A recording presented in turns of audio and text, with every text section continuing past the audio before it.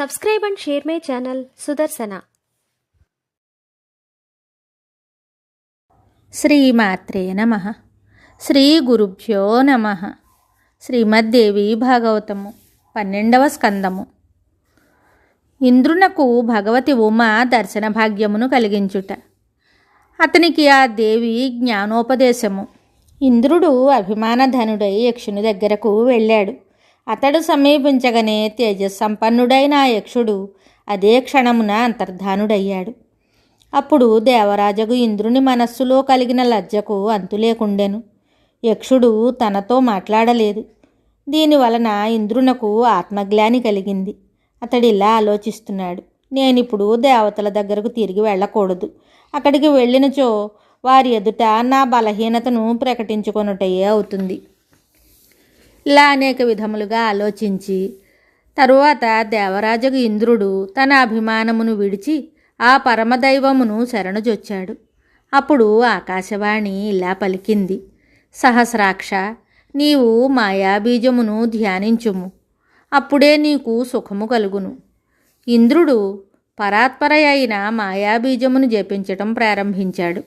కళ్ళు మూసుకుని దేవిని ధ్యానిస్తూ నిరాహారుడై దేవిని ఆరాధించసాగాడు.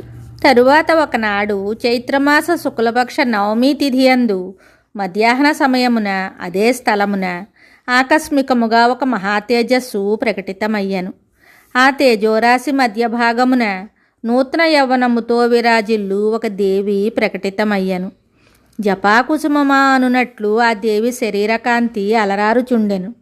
ఉదయభానునితో సమానమైన అరుణకాంతితో ఆ దేవి శోభిల్లుచుండెను. విదియనాటి చంద్రుడు ఆమె కిరీటమునందు విద్యమానుడై ఉండెను.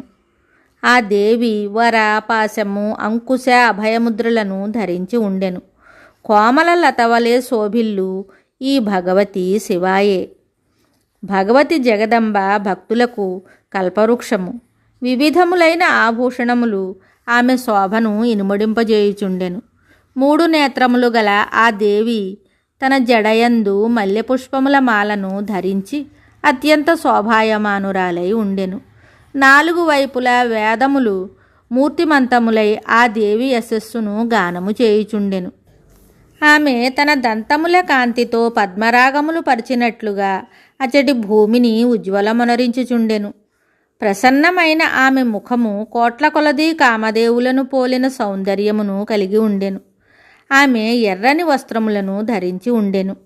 ఆ దేవి శ్రీ విగ్రహము రక్తచందనములతో అలది ఉండెను. ఆమె హిమాలయమునందు ప్రకటితయ్యి ఉమానామముతో ప్రసిద్ధురాలైన కళ్యాణస్వరూపిణి భగవతి జగదంబ. కారణము లేకుండగానే కరుణను చూపించు ఆ దేవి సకల కారణములకు కూడా కారణము. ఆ జననిని దర్శించగానే ఇంద్రుని హృదయము ప్రేమతో గద్గదికమయ్యెను. అతని కనులలో ప్రేమాశ్రువులు నిండెను. శరీరము రోమాంచమయ్యెను. భగవతి జగదీశ్వరి యొక్క చరణముల మీద దండము వలె పడి అతడు ఆ దేవికి ప్రణమిల్లెను. అనేక విధములైన స్తోత్రముల ద్వారా భగవతిని స్తుతించెను. తరువాత భక్తితో వినమ్రచిత్తుడై తల వంచి పరమానందముతో ఆ దేవితో ఇట్లు పలికెను, పరమశోభాయమానురాలువైన దేవి, ఈ యక్షుడెవరు? ఎందులకు ప్రకటమయ్యను? ఈ రహస్యమునంతయు కృపతో నాకు తెలపండి. ఇంద్రుని మాటలను విని దయాసముద్రయైన ఆ దేవి ఇట్లు పలకసాగింది, ప్రకృతి మొదలుగా గల సకల కారణములకు కూడా కారణమైన ఆ బ్రహ్మ నా రూపమే. అతడు మాయకు అధిష్టానము, సమస్తమునకు సాక్షి, నిరామయుడు. సకల వేదములు తపస్సులు ఆ పదమును క్రమముగా వర్ణించుచు లక్ష్యముగా చేసుకొనును. దానిని పొందు కోరికతోనే బ్రహ్మచర్యము పాటింపబడును. అట్టి పదమును సంక్షిప్తముగా నీకు తెలిపెదను. దీనిని ఓం అనబడు ఏకాక్షర బ్రహ్మయని చెప్తారు. అదియే హ్రీం రూపము కూడా. దేవేశ్వర, ఓం హ్రీం ఈ రెండును నా యొక్క ముఖ్య బీజమంత్రములు. ఈ 2 భాగముల చేత సంపన్నురాలనై నేను సకల జగత్తును సృష్టించెదను. దీని అందలి ఒక భాగము సచ్చిదానంద బ్రహ్మ అను పేరుతో ఖ్యాతి వహించినది. రెండవ భాగమును మాయా ప్రకృతి అంటారు. ఆ మాయయే పరాశక్తి.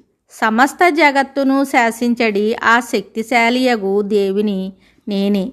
చంద్రుని వెన్నెల వలె ఈ మాయా ప్రకృతి అభిన్న రూపముతో సదా నాయందు విరాజమానయ్యుండును. సురోత్తమ, ఈ నా మాయ సామ్యావస్థ కలది.